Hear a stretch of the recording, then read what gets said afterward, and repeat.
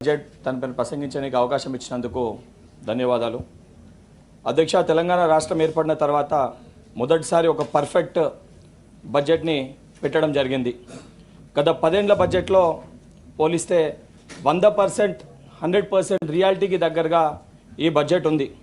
CM Revanth Reddy గారు, deputy CM బట్టి విక్రమార్క గారు అన్ని వర్గాల ప్రజల్ని దృష్టిలో పెట్టుకొని ఇచ్చిన బడ్జెట్ ఇది.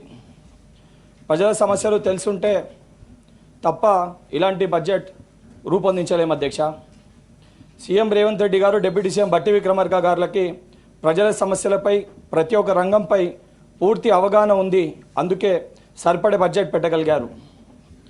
2,91,191 కోట్ల బడ్జెట్ అనడం కంటే ఇది తెలంగాణ ప్రజల, రైతులు, విద్యార్థులు, ఉద్యోగస్తులు, వ్యాపారులు, మహిళలు, నిరుద్యోగులు, బడుగు బలహీన వర్గాలకి చెందిన బడ్జెట్గా మనము దీన్ని అభివర్ణించవచ్చు అధ్యక్ష. అంతేకాదు, ఏ నినాదంతో అయితే మన తెలంగాణ ఉద్యమం చేస్తూ రాష్ట్రం ఏర్పాటు చేసుకున్నామో, నీళ్లు, నిధులు, నియామకాలు, ఈ మూడింటిని కలిసి ఉన్న బడ్జెట్ అని కూడా అనొచ్చు అధ్యక్ష.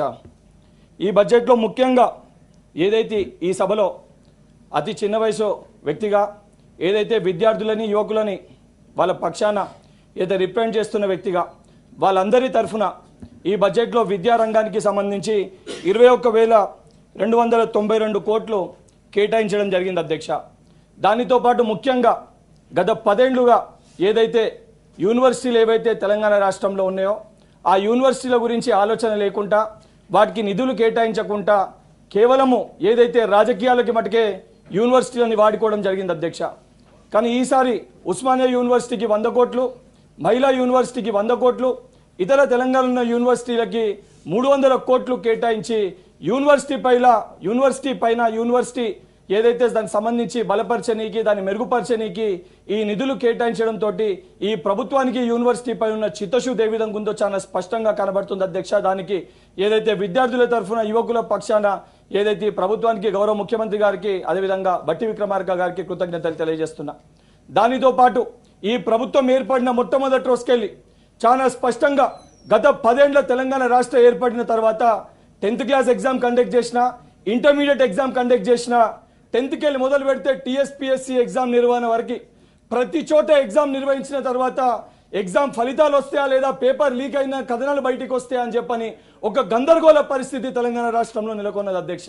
ఆ గందరగోళాలన్నీ కూడా తూచిపెట్టుకుని పోయే విధంగా ఈసారి చాలా స్పష్టంగా కట్టుదిట్టమైన ఏర్పాట్లతోటి 10వ తరగతి పరీక్ష, ఏదైతే ఇంటర్మీడియట్ పరీక్ష, దానితో పాటు ఏదైతే టీజీపీఎస్సీ ప్రక్షాళన చేసిన తర్వాత గత 10 ఏళ్లలో ఏదైతే గ్రూప్ 1 పరీక్ష నిర్వహించలేకపోయినా ప్రభుత్వం ఏదైతే అసొంటివన్నింటినీ దృష్టిలో పెట్టుకొని ఈసారి గ్రూప్ 1 పరీక్ష నిర్వహణలో చాలా స్పష్టంగా ఓఎంఆర్ షీట్లో ప్రింటెడ్ విధానంతో బయోమెట్రిక్ విధానాన్ని అమలు చేస్తూ ఏ చిన్న పొరపాట్లు జరగకుండా ఏదైతే యువకులకు ఒక భరోసా కల్పించే విధంగా టీజీపీఎస్సీ చాలా స్పష్టంగా ఏదైతే ఏ చిన్న అవాంఛనీయ సంఘటనలు జరగకుండా, ఏ చిన్న పొరపాట్లు జరగకుండా ఎగ్జామ్స్ని కూడా కండక్ట్ చేయడం జరిగింది అధ్యక్ష.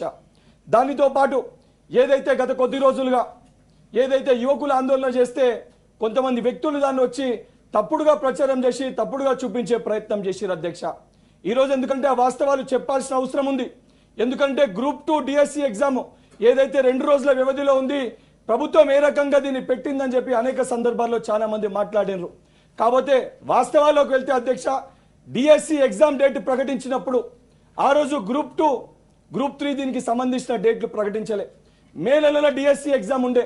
కానీ ఆ రోజు ఏదైతే యువకుల ఒక రిక్వెస్ట్ మేరకు, ప్రజాప్రతినిధుల ఒక విజ్ఞప్తి మేరకు ఏదైతే నవంబర్లో, ఏదైతే సెప్టెంబర్లో కండక్ట్ చేసిన టెట్ ఎగ్జామ్లో ఎక్కువ మంది యువకులు క్వాలిఫై కాలేకపోయినారు. మరొకసారి టెట్ని ఏదైతే నిర్వహించాలని చెప్పి ఆ రోజు కోరుకుంటూ ఇక్కడనే పెద్దలు, గౌరవ సభ్యులు జీవన్ రెడ్డి గారు కూడా ఉన్నారు. ఆ రోజు వారు ముఖ్యమంత్రి గారి దృష్టికి సమస్యని తీసుకొచ్చినప్పుడు ఏదైతే 5,000 ఉన్న డిఎస్సిని మనం 11,000 ఏర్పాటు చేసి ఇస్తున్నాం. కాబట్టి మరొకసారి టెట్ పరీక్షని నిర్వహించాలనే ఉద్దేశంతో మే నెలలో ఉన్న ఏదైతే టెంటేటివ్ డేట్స్ మేలో ఉండాల్సిన, మే జూన్లో ఉండాల్సిన డిఎస్సిని పోస్ట్ పోన్ చేసి జూలైలో పెట్టడం జరిగింది. దానివలన ఏదైతే టీజీపీఎస్సీ అప్పటికే ప్రకటించిన డేట్స్ వలన 2 కూడా వారం రోజుల వ్యవధిలో ఈ పరీక్షలు కూడా 2 నిర్వహించాల్సిన ఒక పరిస్థితి ఏర్పడ్డది.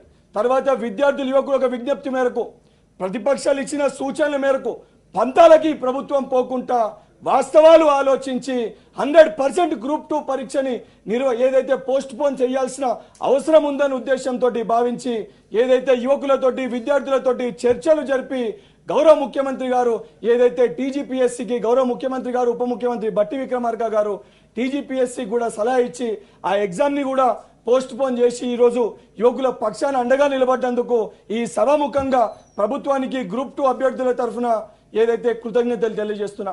దానితో పాటు ఏదైతే గత ప్రభుత్వం కొన్ని ఆలోచనలు లేకుండా ఒక 2-3 తప్పులు చేసింది అధ్యక్ష.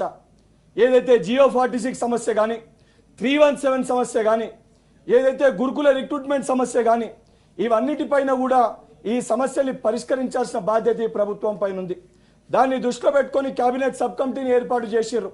కానీ కేబినెట్ సబ్ కమిటీలో 317 సమస్యతో పాటు ఏదైతే ఆ కమిటీ సభ్యులు కూడా ఇక్కడ ఉన్నారు కాబట్టి మంత్రి గారు కూడా నేను ఏదైతే విద్యార్థుల పక్షాన రిక్వెస్ట్ చేస్తున్నా జియో 46 అంశాన్ని కూడా ఏదైతే పరిగణలోకి తీసుకొని ఏదైతే ఖాళీగా ఉన్న ఉద్యోగాల్ని లీగల్ పర్స్పెక్టివ్లో ఏ రకంగా నింపగలుగుతారో ఆ రకంగా విద్యార్థులకు కూడా న్యాయం చేయాలని చెప్పని విజ్ఞప్తి చేస్తున్న సభాముఖంగా వారికి కూడా ఏదైతే మీ తరఫున వారికి కూడా విజ్ఞప్తి చేస్తున్నాను. దానితో పాటు ఏదైతే గురుకుల నోటిఫికేషన్లో డౌన్ మెరిట్ లిస్ట్ ప్రకారం ఏదైతే పెండింగ్లో ఉన్న వేకెన్సీస్ని కూడా వారు భర్తీ చేసే విధంగా ఏదైతే దాన్ని ఆ రకంగా కూడా ఆలోచించాలని చెప్పి వారికి రిక్వెస్ట్ చేస్తున్నాను. దానితో పాటు అధ్యక్ష ఏదైతే 30,000 ఉద్యోగాలకి సంబంధించి ఈ ప్రభుత్వము అనేక సందర్భాల్లో చాలా మంది మాట్లాడుతున్నారు. ఎగ్జామ్స్ కండక్ట్ చేసింది ఒకరు, ఏదైతే ఎగ్జామ్స్ మేము కండక్ట్ చేసాము, నోటిఫికేషన్ మేము ఇచ్చినాము. అధ్యక్ష ఉద్యోగం నింపడం అంటే కేవలం నోటిఫికేషన్ ఇచ్చి ఎగ్జామ్ కండక్ట్ చేయడం కాదు. ఒక నిరుద్యోగికి ఉద్యోగం ఇచ్చి స్వయంగా తన కాళ్ళపైన తను నిల్చునే విధంగా తన కుటుంబాన్ని నిలబెట్టే విధంగా ఒక ధైర్యాన్ని కల్పించినప్పుడే 100% ఒక నిరుద్యోగికి ఉద్యోగం ఇచ్చినట్టు ఎవరన్నా కూడా భావించాల్సిన అవసరం ఉంది అధ్యక్ష. గతంలో ఏదైతే నోటిఫికేషన్ ఇచ్చినప్పటికీ ఏదైతే ఎగ్జామ్స్ కండక్ట్ చేసినప్పటికీ కూడా ఆ రోజున్న ఏదైతే లీగల్ కోర్టులో ఉన్న కేసులని సంబంధించి సుప్రీంకోర్టు జడ్జిమెంట్ ఉన్నప్పటికీ కూడా హారిజాంటల్ వర్టికల్ ఇష్యూని పరిష్కరించకుండా ఏదైతే ఆ ఇష్యూ పరిష్కారం అయితే ఏ రకంగా మళ్ళీ ప్రభుత్వం పైన ఆర్థిక భారం పడుతుందని అనుకుర్రా, లేకపోతే నిరుద్యోగుల పైన ఉన్న చిత్తశుద్ధి లేకపోవడమా, అది గతంలో ఎవరైతే పాలించిన వ్యక్తులే దానిపైన స్పష్టత ఇవ్వగలుగుతారు. దానికి సంబంధించి హారిజాంటల్ వర్టికల్ ఇష్యూని పరిష్కరించి యుద్ధ ప్రాతిపదికన అధ్యక్ష యుద్ధ ప్రాతిపదికన ముఖ్యమంత్రి గారు దృష్టిలో దాన్ని తీసుకొని 100% రాగానే దాన్ని ఇమీడియట్గా హారిజాంటల్ వర్టికల్ ఇష్యూ రిజాల్వ్ చేసి జియో నెంబర్ 3ని తీసుకొని వచ్చి ఏదైతే ground water department, drug inspector కానివ్వండి, accounts officer, AE results, town planning officers, polytechnic lecturers, agriculture lecturers ఇలా అనేకమైన రిక్రూట్మెంట్ రిజల్ట్స్ పెండింగ్లో ఉండి ఉద్యోగాలు వస్తాయా రావా అని చెప్పి అయోమయ పరిస్థితుల్లో యువకులు బాధపడుతుంటే ఒక స్పష్టత ఇచ్చి 100% ప్రభుత్వం ఉద్యోగాలు ఇవ్వడం పైన చిత్తశుద్ధి ప్రభుత్వానికి ఉంది, తప్పనిసరిగా ఉద్యోగాలు ఇస్తాము, ఇచ్చి తీరుతామని చెప్పే విధంగా స్వయంగా ముఖ్యమంత్రి గారు అదేవిధంగా మంత్రులందరూ స్వయంగా ఏదైతే నియామక పత్రాలు కూడా వారికి అపాయింట్మెంట్స్ ఆర్డర్స్ని కూడా అందజేయడం జరిగింది అధ్యక్ష. దానితో పాటు ఏదైతే ఈ ప్రభుత్వం ఏర్పడినాక చాలా స్పష్టంగా తెలంగాణలో కాంగ్రెస్ ప్రభుత్వం ఏర్పడినాక ఏదైతే అనేక సందర్భాల్లో గ్రూప్ 1 ఇష్యూ పైన మాట్లాడుతారు. గ్రూప్ 1 ఇష్యూ పైన చాలా స్పష్టంగా అనేక సందర్భాల్లో నేను కూడా చెప్పినాను అధ్యక్ష. గ్రూప్ 1 ఎగ్జామ్ నిర్వహణ పైన కానివ్వండి, దానితో పాటు గ్రూప్ 1లో ఏదైతే జిఓఎస్ నెంబర్ గతంలో ఏదైతే గ్రూప్ 1లో ఏవైతే పొరపాట్లు జరిగినాయో దానికి సంబంధించి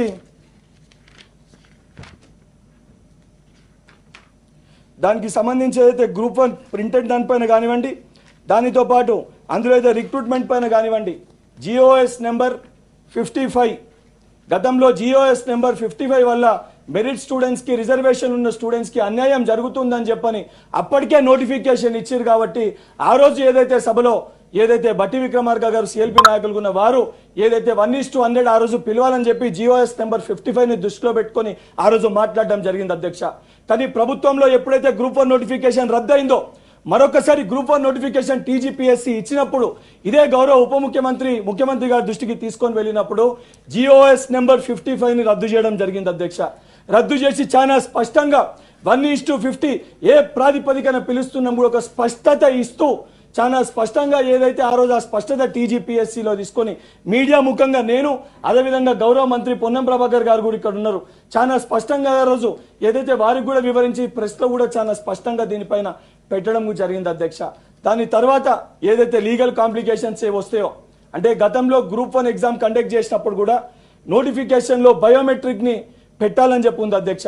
బయోమెట్రిక్ పెట్టాలని ఉన్నప్పుడు ఆ బయోమెట్రిక్ పెట్టలేనన్న ఉద్దేశంతో ఏదైతే గ్రూప్ 1 పరీక్షని ఆ రోజు న్యాయస్థానము సింగిల్ బెంచ్లో కొట్టేసిరు, డివిజనల్ బెంచ్లో కూడా కొట్టేసిరు అధ్యక్ష.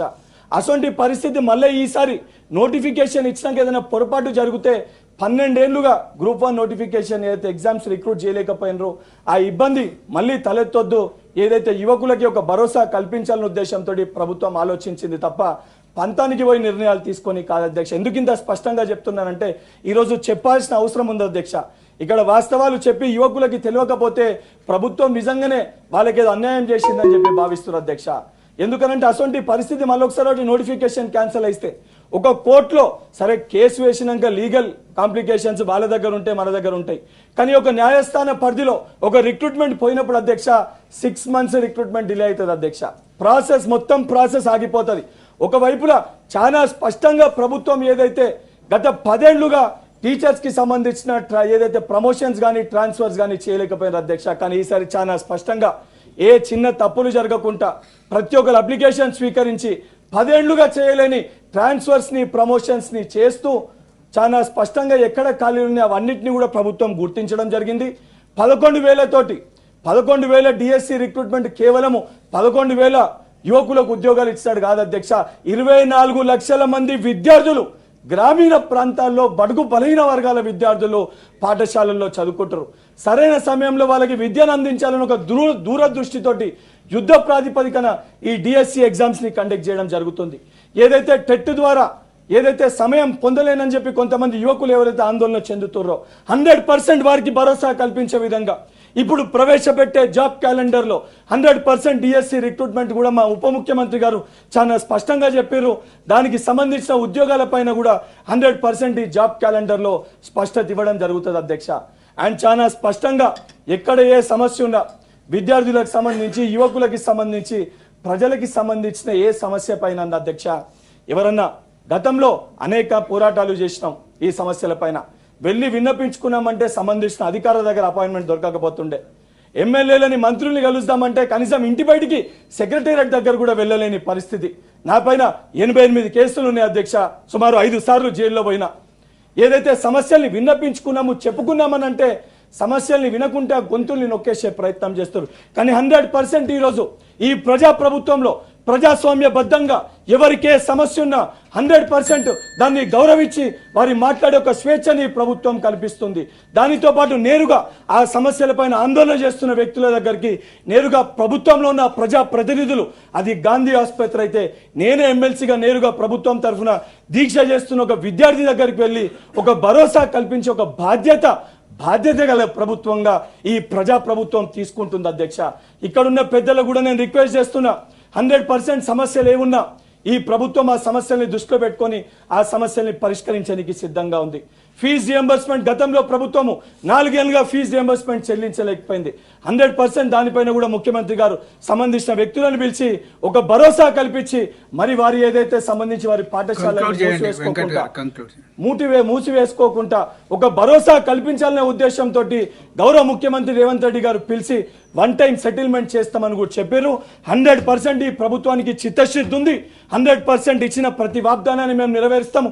కానీ ఒక్క నిమిషం అధ్యక్ష, కానీ ఏదైతే ఉద్యోగాలు ఇస్తలేరు అని చెప్పి మాట్లాడుతున్నారు, ఇచ్చిన నోటిఫికేషన్లు ఏమో పోస్ట్ పోన్ చేయాలని చెప్పి మాట్లాడుతున్నారు. ఇదేమి కాంట్రడిక్టరీ స్టేట్మెంట్స్ అధ్యక్ష. ఒకవైపేమో ఉద్యోగాలు గతంలో ఉద్యోగాలు ఇవ్వాలని చెప్పి మేము ధర్నాలు చేసినాం, ఉద్యోగాలు ఇవ్వాలని చెప్పి మేము పోరాటం చేసినాం. ఈరోజు ఉద్యోగాలు ఇస్తామంటే ఏదైతే మొదటి సంవత్సరంలో 2 లక్షల ఉద్యోగాలు అన్నారు అని అంటారు, ఇచ్చిన నోటిఫికేషన్ ఏమో పోస్ట్ పోన్ చేయమని అంటారు. ఫస్ట్ స్పష్టత తెచ్చుకొని గౌరవ సభ్యులు నాకంటే పెద్దలు ఉన్నారు, ఏదైతే మా దాంట్లో ఏదైతే మేమున్న ప్రతిపక్షంలో ఉన్న వ్యక్తులు 80,000, 70,000, 60,000 పుస్తకాలు చదువుకున్న జ్ఞానం ఉన్న ఏదైతే పెద్దల దగ్గరికి వెళ్ళి కూడా ప్రతిపక్ష పార్టీ నాయకుల దగ్గరికి వెళ్ళి కూడా వాళ్ళు సలహా సూచనలు ఇస్తే తీసుకొని ప్రజాస్వామ్యబద్ధంగా ఏ కళలతోటి కాంక్షతోటి ప్రతి తల్లి తెలంగాణ కళ నెరవేరిందో ఆ కళని నెరవేర్చాలని చెప్పి సోనియమ్మ తెలంగాణ రాష్ట్రాన్ని ఇచ్చిందో ఆ కళ సహకారానికి మా మంత్రులు, మా గౌరవ ముఖ్యమంత్రి, ఉప ముఖ్యమంత్రి గారు కంకణబద్ధులై 24 గంటల్లో 17 గంటలు ప్రజలకి అందుబాటులో ఉంటూ సమస్య సమస్యల పరిష్కారానికై కృషి చేస్తున్నారు. దాన్ని గౌరవించి మీరందరూ కూడా సహకరించాలని చెప్పి గౌరవ సభ్యులందరికీ చేతులు జోడించి విజ్ఞప్తి చేస్తూ నాకు అవకాశం ఇచ్చిన పెద్దలకి మరొకసారి కృతజ్ఞతలు, ధన్యవాదాలు తెలియజేస్తూ ముగిస్తున్నాను. Thank you. అసలైన తొలి వెలుగు. ఫాలో వాట్సాప్ @తొలి వెలుగు అఫీషియల్.